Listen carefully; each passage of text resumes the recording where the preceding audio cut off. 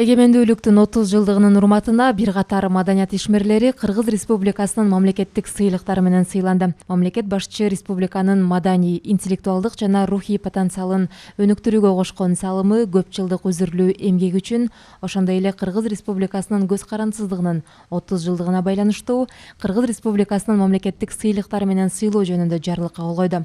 Ага ылайыктуу Өкмакын Замир Үсөнбаев 2-даражадагы Манас ордени менен, 3-даражадагы Манас ордени менен Толкунжан Ахмадалиев, Мираида Далбаева, Анарбек Ибраев, Түгөлбай Казаков, Кулайым Каныметова, Айтурган Темирова сыйланды. Даңк ордени менен Камчыбек Дюшалиев менен Гүлсүн Мамашевага ыйгарылды.